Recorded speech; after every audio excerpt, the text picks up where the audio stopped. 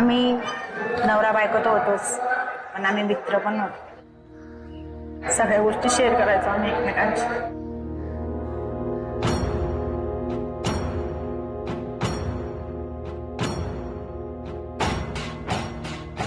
2015 जुलै ऑगस्टची ही वेळ. महाराष्ट्रात तेव्हा लाडक्या गणरायाच्या आगमनाची लगबग सुरू असते. त्याचवेळी महाराष्ट्राच्या दुसऱ्या कोपऱ्यात जगण्याची धडपड सुरू होती. मुलं पैसे मागतात तरी त्यांना द्यायला पैसे राहत नाही, अशी कंडिशन होऊन जाते.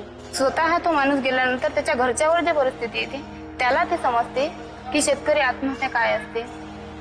मग आता तो मागे म्हटलं होतं जे 1-1.5 बिघा शेत आहे बुवा, ते विकून फेडून देऊ बुवा आपण सर्व. असं ते विकलं तर पुढे मुलीचं माझं कसं होईल बुवा.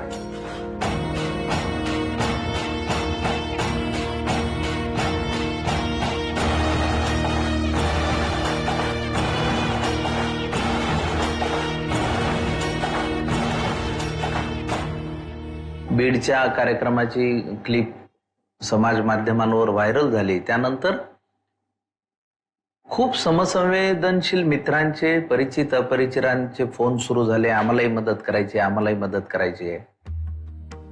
त्यामध्ये सर्वच क्षेत्रातली माणसं होती. सिने क्षेत्रातली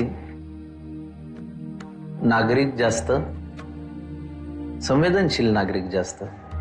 रस्त्याचं काहीतरी काम चाललं होतं, खोदकाम चाललं होतं. एक म्हातारी बाई घामानं भिजलेली, डोक्यावर घमेलं घेतलेलं, आणि तिथून वरून खाली मी असं येत असताना तिने बघितलं.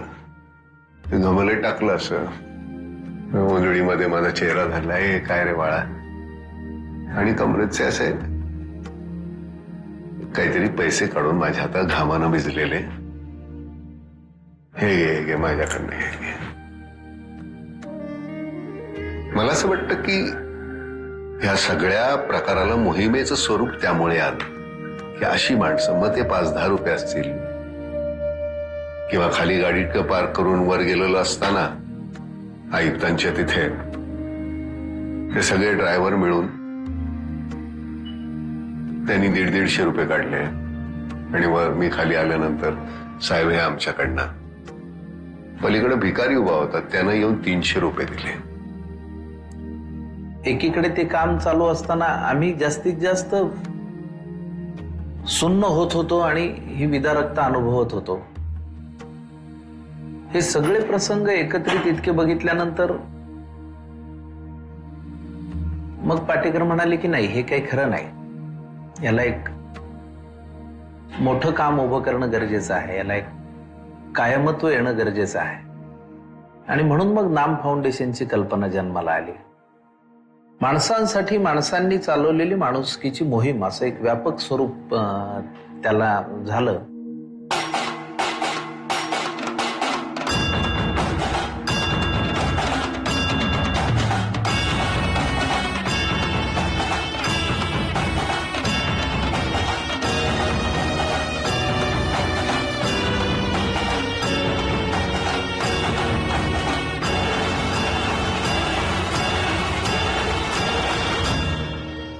आणि मग नंतर दुसरा आम्ही दौरा केला, तो पोस्टमन म्हणून केला.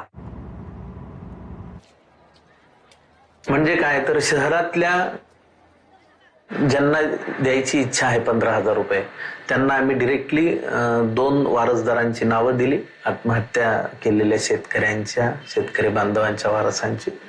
त्यांनी ते चेक लिहायचे, 2 चेक 15-15 हजाराचे, ते आम्ही नेऊन तिथे दिले. आणि मग एक अखंड दौरा विदर्भामध्ये आम्ही वर्धा, बुलढाणा, जळगाव,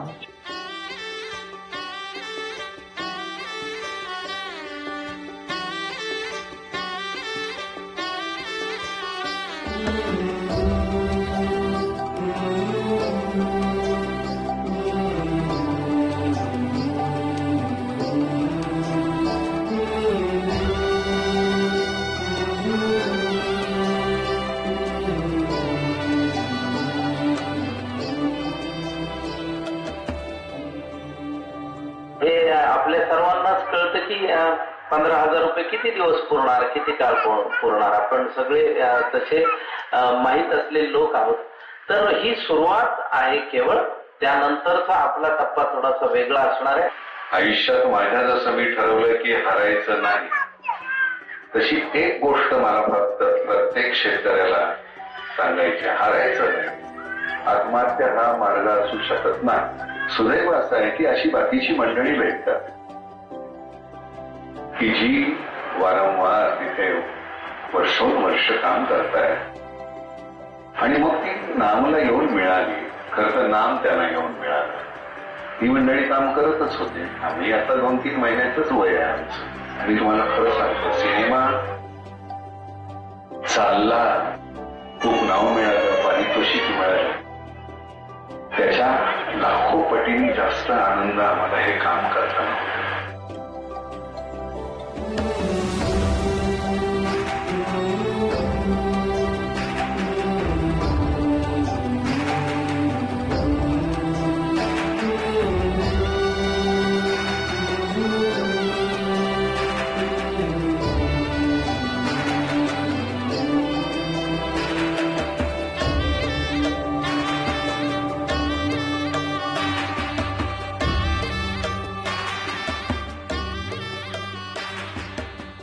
कुठलाही चांगलं काम करणारा माणूस समाजामध्ये तो नामचा आपला, हे एक सगळ्यांनी लक्षात ठेवायचं. त्याची नोंद आज घेतली जाईल, परवा घेतली जाईल, 15 दिवसांनी घेतली जाईल, ठीक आहे, पण आपण एकनिष्ठेने काम करायचं.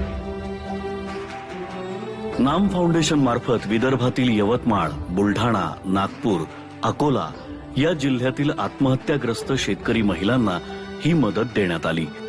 चेक वाटपाच्या या कार्यक्रमात 690 एकल महिलांना 15,000 रुपयांची मदत देण्यात आली.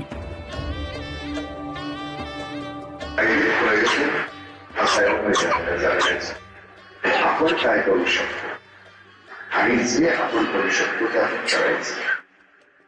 देण्याची वृत्ती ही आम्ही मुळातच आपले भारतीय जी वृत्ती आहे ती खरी देण्याची वृत्ती आहे, मागण्याची किंवा देण्याची वृत्तीच नाही.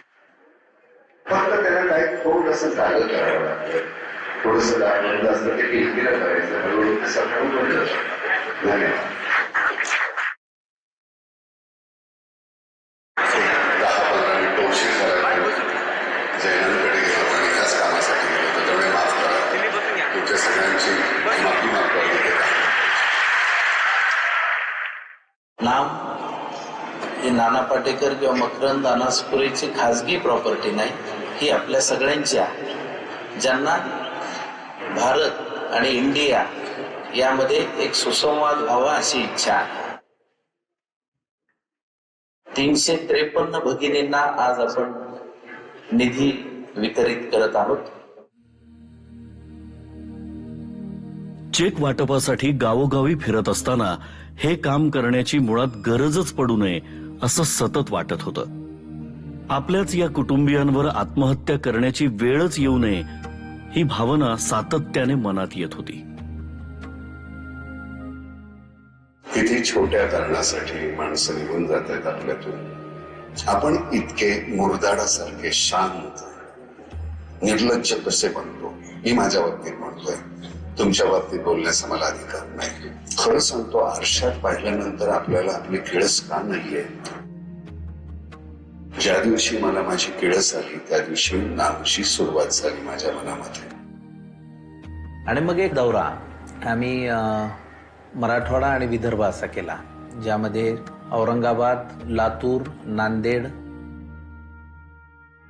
सोशल मीडियावर, व्हॉट्सअपला एखादी शेतकऱ्यावरची खूप दुखरी कविता पाठवली की दुसरा त्याला रिप्लाय म्हणून एक दुखरा चेहरा पाठवतो. इथे आपलं कर्तव्य संपल्यासारखं वाटतं.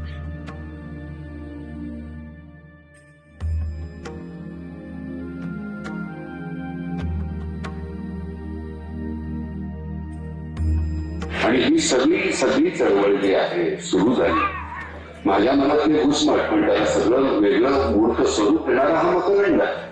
आता पैसे खिशात हात घालावेच लागत नाही. किती द्यायचंय? 1,000 लोकांना 15,000 द्यायचे का? आम्ही देतो अशी मंडळी लोक आहेत. नाम फाउंडेशन मार्फत मराठवाड्यातील दुसऱ्या टप्प्यात लातूर, औरंगाबाद आणि नांदेड अशा 3 ठिकाणी चेक वाटपाचे कार्यक्रम घेण्यात आले. यातून लातूर जिल्ह्यातील 72, उस्मानाबाद जिल्ह्यातील 21, हिंगोली जिल्ह्यातील 11 आणि नांदेड जिल्ह्यातील 173 एकल महिलांना 15,000 रुपयांची मदत देण्यात आली.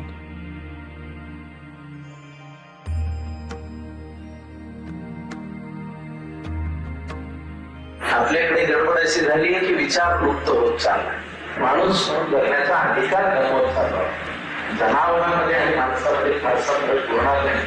आपण कुठेतरी थांबलं पाहिजे हे शब्द चुकीचे आहेत.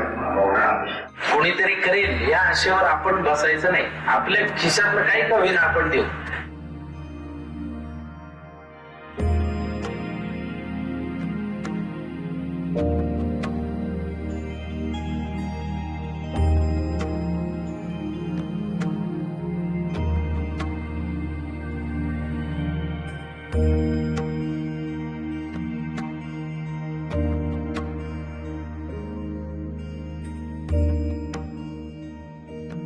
कविता सोमनाथ उर्फ अरुण राऊत यांची पत्नी आहे.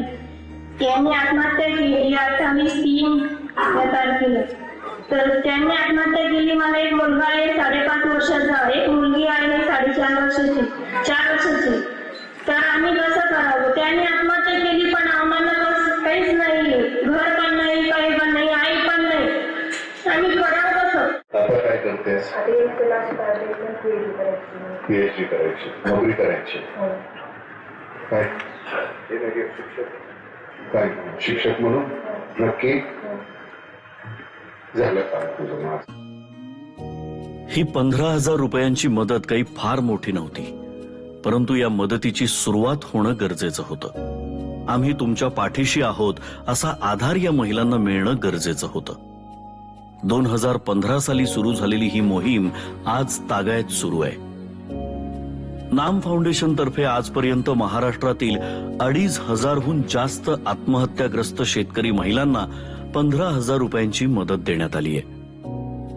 देणग्यांच्या रकमेपेक्षा आपल्यातला माणूस अजून जिवंत आहे ही भावना जास्त महत्वाची होती.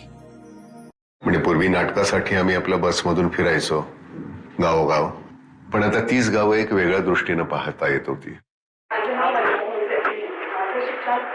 कॉम झालेलं आहे आणि माझ्या पतीचं शिक्षण सिस्टीमच्या अनाधिकृत कृत्यामुळे माझ्या पतींना शेती करूनही शेतकरी होणे पुन्हा आत्महत्या करावी लागली. आणि ह्या सिस्टीम मध्ये माझ्या 7 वर्षाच्या मुलाला सोडून त्यांनी हा निर्णय घेतलाय. मी फक्त या ठिकाणी माझ्यासाठी काहीही मागण्यासाठी आलेली नाही. माझं फक्त पुढच्या ह्या मीडियातर्फे फक्त पुढच्या माझ्या पतीच्या मानसिकतेसारखे असणाऱ्या व्यक्तींना एक आव्हान आहे की माझ्यासारख्या हजारो बहिणींकडे त्यांच्या दुःखाकडे पहा आणि मागे वळून फक्त तुमच्या पत्नी आणि मुलांकडे पहा की जेणेकरून तुम्हाला वाटलेल्या थोड्याशा कारणामुळे, थोड्याशा तणावामुळे जर तुम्ही हा निर्णय घेत असाल तर त्याच्यानंतर उद्भवणाऱ्या परिस्थितीला तुमची पत्नी आणि मुलं कशा प्रकारे सामोरं जातील याचा फक्त भान ठेवा. आणि माझ्या बंधूंनो, पुन्हा आयुष्यात आत्महत्येचा विचार करू नका. एका माणसाने बदलतोय गेली मला ते माझ्या वडील मंदिरात जाऊन बसता असं होत. ते दवाखान्यात पूर्ण कंपन्यांना दिलं मी, पूर्ण कंपन्यांना. सोलापुरामध्ये मोहिनी बिसे म्हणून जी मुलगी होती, बापानं जमीन विकून लग्नासाठी पैसे गोळा केले म्हणून तिनं आत्महत्या केली. तिची आई आली होती तिथे. ते म्हणले अशा दुसऱ्या मुलीनं कुठे आत्महत्या करू नयेत, मी पैसे जमा केलेत, ते तिनं पैसे दिले, अजून लागले मी जमवेन. तर हे असं वेगवेगळ्या ठिकाणी पोचणं फार महत्वाचं होतं. कारण ही वेदना एका कुणाची नाही, ही सगळ्यांची इतकी आजपर्यंत खोलवर गेलेली आहे. आणि त्यामुळे सगळेजण जोडले गेले ह्याच्यामध्ये.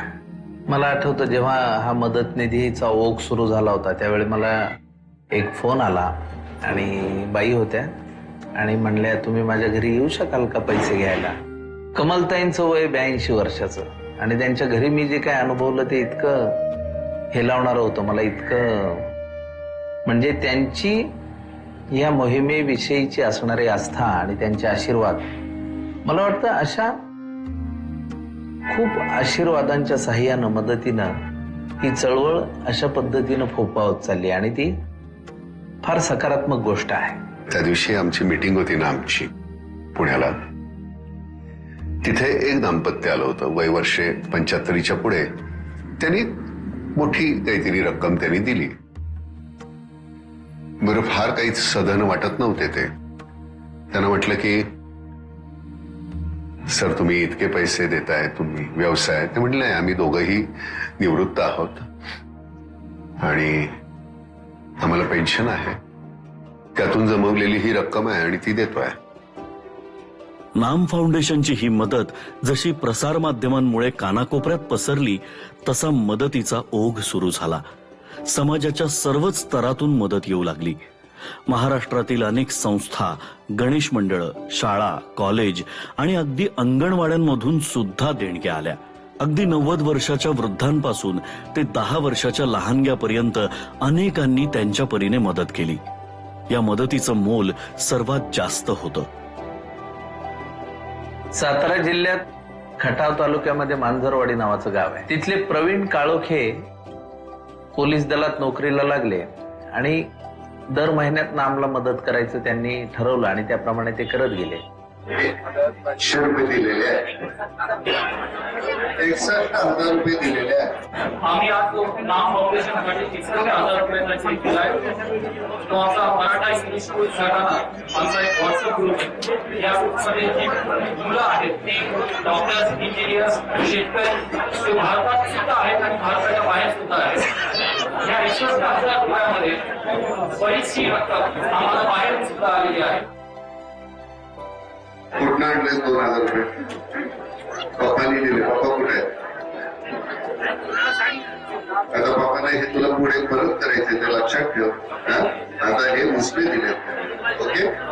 कपडे नाही घेतले, पैसे सुद्धा कापड्या घालत त्याला. जे आम्ही कार्यक्रम केले मदत निधी देण्याचे, त्यामध्ये इतके वेगवेगळे प्रसंग. मला आठवतंय कोल्हापूरला कार्यक्रम चालू होता आणि बुबनाळ गावची एक पूजा राजमाने नावाची मुलगी. मी दुःखी स्टेजवर बोलण्याची सवय नसल्यामुळे मी माझ्या मैत्रिणीला माझे हे शब्द बोलण्यासाठी सांगत आहे. मी पूजा राजमाने सुट्टीसाठी मामाच्या गावाला गेल्यामुळेच वाचले, त्यामुळेच आज मी आपल्या समोर उभी आहे. कर्जाला कंटाळून माझे वडील, मी, आई व लहान भाऊ यांनी दिनांक 21 मे 2010 रोजी आत्महत्या केली. त्यावर संकटाच्या वेळी धावून येणारा तरुण पिढी नाना पाटेकर काका व अण्णासाहेब काका यांच्या या मदतीबद्दल आदर राखून व नम्रतापूर्वक आभार मानून या प्रसंगी मी त्यांना सांगू इच्छिते, मला त्यांनी दिलेले हे 15,000 रुपये दुष्काळामुळे माझ्यासारख्या संकटात सापडलेल्या, लग्न न होऊ शकलेल्या माझ्या मराठवाड्यातील एखाद्या बहिणीला माझ्याकडे नाम फाउंडेशन मार्फत ही मदत द्यावी असे मला वाटते. मग म्हणलं श्रीमंतीची ह्यापेक्षा वेगळी व्याख्या काय असते?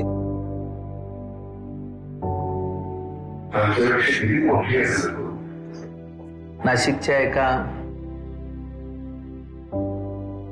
मेंटली चॅलेंज्ड मुलीने पिशव्या बनवून विकल्या आणि 1,500 रुपये दिले.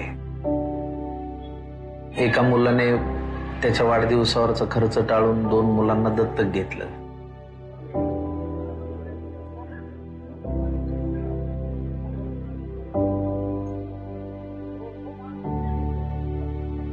या मुलांनी 2 मुलांना दत्तक घेऊन त्यांचं करतोय. हा मुलगा करतोय. 51,000चा निधी त्यांनी जमा केलाय. मला गंमत काय वाटते, हे तिथपर्यंत झिरपतंय, ही सगळं गंमत आहे. या मुलीने स्पेशल चाइल्ड आहे, तिने पेपर बॅग बनवून तिथे पैसे जमवलेले आहेत. श्रीमंत माणसाने दिलेल्या 100 कोटीपेक्षा कमी नाही घेतलं. हे सगळ्यात महत्वाचं. हे वाटतं त्यांच्या आई वडिलांना, त्या मुलांना. धन्यवाद. म्हणजे पटकन असं वर्तमानपत्राचं पान उलटून टाकावं असं वाटायचं. शहामृगासारखं आपण आपलं जाऊ दे, वादळ येते आपल्याला माहिती नाही, आपण आपलं मान खुपसून बसूया त्या वाळूमध्ये. नशिबानं मकरंदमुळे ते वाळूत खुपसलेलं डोकं बाहेर आलं आणि हा सगळा प्रवास सुरू झालेला आहे. पण या सर्वातून एक प्रश्न मात्र होताच. फक्त 15,000 काय होणार?